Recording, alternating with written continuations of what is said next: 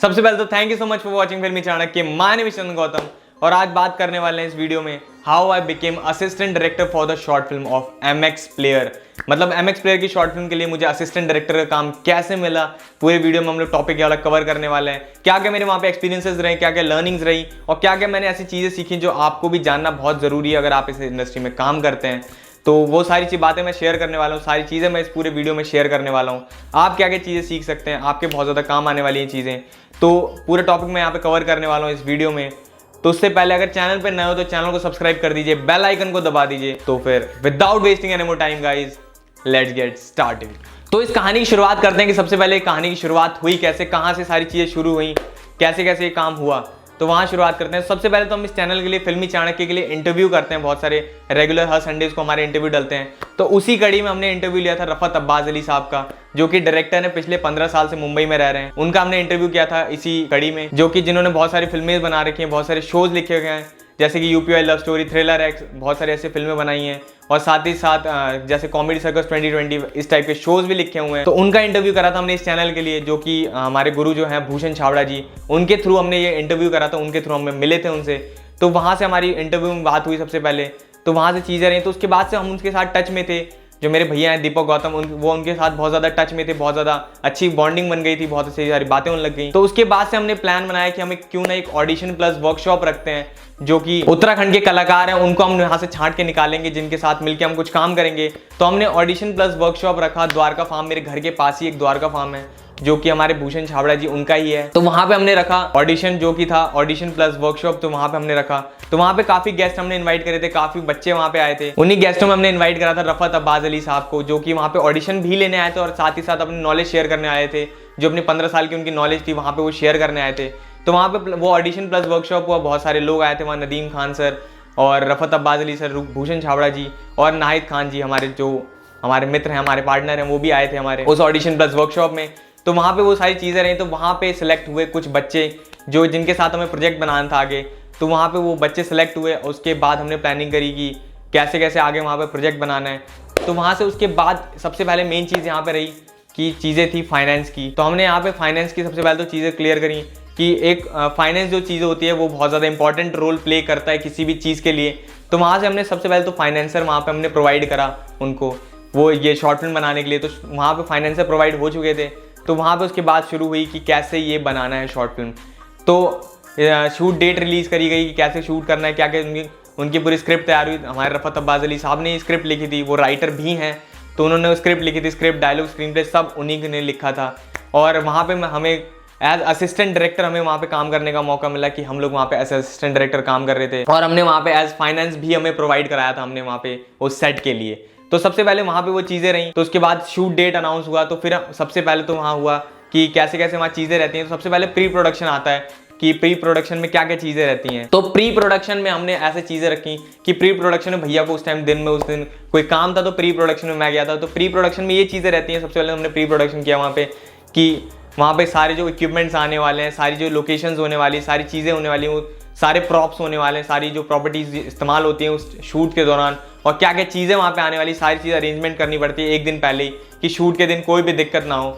तो सबसे पहले तो हमने वो चीज़ अरेंज करी वहाँ पे। जब हम हल्द्वानी गए हुए थे जहाँ पे सारा प्री प्रोडक्शन हो रहा था, तो वहाँ हम लोग गए थे, सारा प्री प्रोडक्शन की चीज़ें वहाँ पे हमने अरेंज करी कि क्या क्या चीज़ें वहाँ पे रहने वाली हैं शूट के दौरान। तो उसके बाद हम लोग शाम को भैया भी आ गए थे, पूरे दिन मैं वहीं पे था, हमने सारी वहाँ चीज़ें अरेंज कर रहे थे। और मैं रफत अब्बास अली सर के साथ ही था, उनके साथ वहाँ बैठ के वहाँ चीज़ें अरेंज कर रहा था मैं। और उसके बाद वहाँ पे हुई भैया की एंट्री, भैया आए शाम के टाइम पे। तो उसके बाद हम लोग गए रफत अब्बास अली सर के घर पे, उनके साथ ही हमने नाइट स्टे करा था, उनके घर पे रुके थे हम लोग। रात में हमने चीज़ें डिस्कस करी कि कल क्या क्या चीज़ें होने वाली, कैसे कैसे शूट के लोकेशंस रहने वाले, क्या क्या चीज़ें रहने वाली हैं, सारी वहाँ पे चीज़ें हमने डिस्कस करी कि कैसे कैसे होंगी वहाँ पे चीज़ें। उसके बाद हम सो गए। उसके बाद हम सुबह कल जल्दी उठ गए अगले दिन, उसी टाइम उठे हम लोग जल्दी। तो उस टाइम जो हमारे वहाँ मेकअप मैन थे वो भी हमारे साथ आ चुके थे। रात में सुबह के टाइम लगभग वो आ चुके थे, उनकी बस आ गई थी, जो कि थे हमारे समीर सलमानी भाई थे, वो मेकअप आर्टिस्ट हैं, वही आए थे उस टाइम पे मेकअप करने के लिए, जिन्होंने देव डी और काफ़ी सारी फिल्मों में मेकअप कर रखा है। उसके बाद से वो चीज़ तैयारी हो गई। उसके बाद हमें था कि हमें लोकेशन पे पहले पहुंचना है, तो हम लोग वहाँ लोकेशन पे पहले पहुंच भी गए थे। और उसके बाद वहाँ सारी तैयारी हुई, सारे एक्टर्स का हम लोग वेट कर रहे थे सारे लोकेशन पे पहुँच के। इक्विपमेंट्स वगैरह हमने इकट्ठा कर ली थी। वहाँ पे हमारे जो डीओपी थे वो थे दिनेश बिष्ट जी, जो कि जिनके साथ हमने पहले भी 1-2 बार काम कर रखा था और उनको पहले से हम जानते थे, तो वो वहाँ पे डीओपी थे। असिस्टेंट डीओपी थे वो हमारे अजय भाई थे, तो उनके साथ भी मैंने पहले काम कर रखा, उनके साथ भी मेरा एक्सपीरियंस बहुत अच्छा रहा है, तो उनके साथ भी थे, तो वो थे वहाँ पे। उसके बाद सेट पे हमारे डायरेक्टर साहब थे और बाकी जो एक्टर्स थे, तो एक्टर्स में हमारे थे आरव भाई और एक हमायरा मलिक थी, जो कि शायद नैनीताल से बिलोंग करती है, वहाँ से आई थी वो। और उसके बाद एक तनुज पाठक जी हैं, जो वो भी थे वहाँ पे एक्टर, जो कि काफ़ी रेप्यूटेड एक्टर हैं, जो कि काफ़ी पुराने एक्टर हैं, वो थे वहाँ पे। उसके थोड़ी देर बाद आते हैं नदीम खान सर, सेट पे आ जाते हैं और उसके बाद हमारा शूट स्टार्ट हो जाता है, जो कि काफ़ी बहुत बढ़िया चल रहा था, जो कि हम लाल कुआं वाले रोड पे शूट कर रहे थे, जो लाल कुआं का हाईवे है वहाँ पे हम शूट कर रहे थे। तो वहाँ के हमने जितने सीन्स थे वहाँ के सीन निपटाए। उसके बाद हमें जाना था गुजर वाले सेट पे, जो कि जंगलों के बीच में होता है, गुजर के बीच में हमें शूट करना था, वैसा हमें माहौल चाहिए था उस शॉर्ट फिल्म के लिए। तो उसके बाद हमने वहाँ पे लंच किया, लंच करने के बाद एक रेस्टोरेंट में हमने लंच किया। उसके बाद हम लोग पहुँच गए गुजर वाले सेट पे। तो वहाँ पे मैं ऐसा था कि जंगल के रोड पे वहाँ पे शूट करना था, तो जब तक वहाँ पे वो शूट हो रहा था, तो तब तक मेरे को और भैया को भेज दिया बर्थडे का सामान लाने के लिए, जो कि ये पूरा शॉर्ट फिल्म वो बर्थडे के उस पर डिपेंड करता है। हैप्पी बर्थडे नंबर 5 ही इसका नाम है, तो वो बर्थडे का वहाँ पे सेट दिखाना था, तो उसको सजाने के लिए हम लोग चले गए और एज असिस्टेंट डायरेक्टर भी हम काम कर रहे थे और काफ़ी प्रोडक्शन वगैरह की भी चीज़ें हो रही थी। वहाँ चीज़ें समझ में नहीं आती, असिस्टेंट डायरेक्टर के साथ भी बहुत सारी चीज़ें हम मैनेज कर रहे थे वहाँ पे, तो प्रोडक्शन का काम भी मैनेज कर रहे थे। वहाँ पे हम लोग बर्थडे का फिर हमने जाके एक गुजर के घर पे हमने बर्थडे का वहाँ पे सेट लगाया, जो कि काफ़ी बढ़िया सेट लग गया था। उसके बाद हम लोग जो रफ़त अब्बास अली साहब थे और बाकी जो लोग थे वहाँ पे सेट पे आ जाते हैं और उनको काफ़ी पसंद आया, वो कह रहे थे बहुत बढ़िया तुम लोगों ने सजाया, बहुत सारी चीज़ चल रही थी। और यहाँ पे जो चीज़ें चल रही थी, उसके बाद आपको एक चीज़ और ध्यान देनी पड़ती है कि कंटिन्यूटी हमको बहुत ज़्यादा ध्यान देनी पड़ती है कि कंटिन्यूटी वहाँ चल रही है कि नहीं चल रही है। जो शूट करने के बाद कोई प्रॉप अगर इधर से उधर होता है, तो वो सारी चीज़ें सेट करनी पड़ती हैं दोबारा से कि नेक्स्ट टेक के लिए, कि बाकी दिक्कत ना हो, वो सेट अलग ना लगे, पिछले वाले टेक से दूसरा सेट और टेक अलग ना लगे, तो उसके लिए सारी चीज़ें कंटिन्यूटी मैनेज करना पड़ता है। और छोटे छोटे सेट पे आपको एक चीज़ याद रखना पड़ेगा कि बाकी चीज़ें भी आपको मैनेज करनी पड़ेंगी। एज असिस्टेंट डायरेक्टर भी हम लोग काम कर रहे थे और बाकी चीज़ें भी काम कर रहे थे, तो यहाँ पे भैया और मैं एज असिस्टेंट डायरेक्टर थे, दोनों हम लोग यहाँ पे असिस्टेंट डायरेक्टर थे इस पूरे शॉर्ट फिल्म के लिए। तो ये सारी चीज़ें हो रही थी। उसके बाद जो वहाँ गुजर वाला हमने सेट निपटाया, वहाँ पे काफ़ी देर तक वाला शूट चल रहा था, वाला शूट हमने किया रात में, लगभग हम लोग 7, साढ़े 7, 8 बज गए थे वहाँ पे करते करते। और काफ़ी जो गुजर थे वो बहुत ज़्यादा कोऑपरेटिव थे काम करने के लिए, हमें बहुत ज़्यादा सपोर्ट कर रहे थे, वो वहाँ पे कर रहे थे। तो वहाँ का हमने शूट कंप्लीट किया, जो गुजर के घर में शूट करना था वो कंप्लीट किया।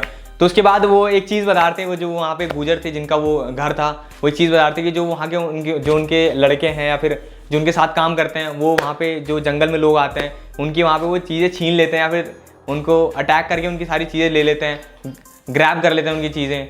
तो हमारे साथ सबसे पहले तो ये चीज़ कि हमारे साथ नहीं हुआ ऐसा, हमारा कुछ कैमरा वैमरा कुछ भी छीना नहीं गया, जितना हमारा सेट था वो सारी अच्छी तरीके शूट हो गया। उन्होंने कहा अच्छा हुआ हमारे जो लड़के थे उनको आप मिले नहीं तो फिर वो सारी चीज़ें छीन लेते हैं और लूट के मतलब बेसिकली लूट के भाग जाते हैं सारी चीज़ें।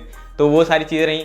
उसके बाद वहाँ पे हमारा शूट कंप्लीट हुआ। और उसके बाद आपको मैं कुछ चीज़ें बताऊँ तो सबसे पहले तो सेट पे जो असिस्टेंट डायरेक्टर होता है उनको बहुत सुनने को मिल जाता है, इसलिए क्योंकि डायरेक्टर का वहाँ बहुत ज़्यादा दिमाग ख़राब हो रहा होता है कि सारी चीज़ें मैनेज कर रहा होता है, सारी सेट लगवा रहा होता है। उसके बाद काफ़ी सारी चीज़ें हो रही थी, माइंड वहाँ बहुत ज़्यादा डिस्टर्ब रहता है, तो वहाँ पे असिस्टेंट डायरेक्टर को बहुत ज़्यादा सुनने को मिल जाता है। तो जब शूट खत्म हो गया था, हम घर पहुँचे, तो उसके बाद रफ़त अब्बास अली साहब ने हमें बताया कि माइंड मत करना जितनी सारी चीज़ें मैंने सेट पे बोली, क्योंकि वो सारी चीज़ें उस टाइम पे मैंने इसलिए बोल दी कि बहुत ज़्यादा दिमाग ख़राब हो रखा होता है वहाँ पे और सारी चीज़ें चल रही होती हैं, इस वजह से बहुत ज़्यादा गुस्सा आता है वहाँ पे। तो सबसे पहले तो ये चीज़ रहती है। सेकेंड चीज़, हम लोग उस सेट पर पहुँचे थे क्योंकि हमने वहाँ पर फाइनेंस दिलवाया था, इस वजह से हम उस सेट पे थे। तो सेकंड चीज़ सबसे पहले तो मेन ये था कि फाइनेंस दिलवाया था। फाइनेंशियल जैक जो होता है बहुत ज़्यादा इंपॉर्टेंट होता है किसी भी चीज़ के लिए। और थर्ड चीज़ ये थी कि हम उस सेट पे थे क्योंकि हमारे नेटवर्क थे। तो आपको यहाँ पे हमें ये चीज़ सीखने को मिली, पहला तो फाइनेंशियल जैक और सेकंड जो हमारे नेटवर्क थे वो हमारे काम आ रहे थे। यहाँ पे टैलेंट कोई काम नहीं आया कि जो हमारे अंदर बहुत ज़्यादा टैलेंट था कि हमने बहुत ज़्यादा टैलेंटेड आदमी थे, हमने बहुत सारी चीज़ें कर रखी थी इस वजह से हमें वहाँ पे काम मिला, नहीं ऐसा नहीं था। हमें वहाँ पे इस वजह से काम मिला क्योंकि हमारे पास नेटवर्क थे। तो ये सारी चीज़ें सीखने को मिली मेरे को वहाँ पे। उसके बाद सेट पे आप कभी भी किसी सेट पे जाने का मौका मिल रहा है तो आपको छोड़ना नहीं चाहिए वो मौका, क्योंकि वहाँ जाके आपके पहले तो नेटवर्क बन जाते हैं, बहुत सारी चीज़ें रहती हैं। और आपको ये भी ध्यान रखना है किसी भी सेट पे जाने का कभी मौका मिल रहा है तो आपको ये मौका नहीं छोड़ना चाहिए, क्योंकि आप कभी भी किसी भी सेट पे जाओगे, भले आपके पास कोई काम ना हो सेट पे जाके करने को, फिर भी आपको बहुत सारी चीज़ें वहाँ डिफरेंट लोगों से मिलोगे। तो जितने ज़्यादा आप नेटवर्क बना सकते हो उतने ज़्यादा काम होंगे, जितने ज़्यादा आप कनेक्शन बना सकते हो उससे ज़्यादा काम होंगे, क्योंकि हमारे जितने भी अभी तक काम होते हैं वो ज़्यादातर कनेक्शन और नेटवर्क की वजह से ही होते हैं और टैलेंट की वजह से उतना ज़्यादा कोई काम नहीं होता है। और कभी भी जैसे अगर मैं प्रेफर करूँगा कि टैलेंट और नेटवर्क में, तो नेटवर्क की वजह से हमें ज़्यादातर काम मिलते हैं, टैलेंट की वजह से हमें उतने ज़्यादा काम नहीं मिलते हैं। तो नेटवर्क ज़्यादा से ज़्यादा बिल्ड करिए, ज़्यादा लोगों से मिलिए, जितने ज़्यादा लोगों से मिलेंगे उतने ज़्यादा नेटवर्क बनेंगे, उतने ज़्यादा कनेक्शंस बनेंगे और उतने ज़्यादा आप काम कर पाएंगे। तो आपको ये चीज़ हमेशा ध्यान रखने की नेटवर्क पे आपको फोकस करना है। और सेकंड, हम उस सेट पे इसलिए थे क्योंकि हमारे पास फाइनेंशियल जैक था, हमने वहाँ पे उनको फाइनेंसर प्रोवाइड कराया था, इस वजह से हमें वहाँ पे उस सेट पे जाने का मौका मिला था और एज असिस्टेंट डायरेक्टर काम करने का मौका मिला। तो वो सारा वहाँ पे शूट कंप्लीट हुआ। शूट करने के बाद घर पे जाके हम डिस्कशन भी कर रहे थे, वो सारी चीज़ें हुई।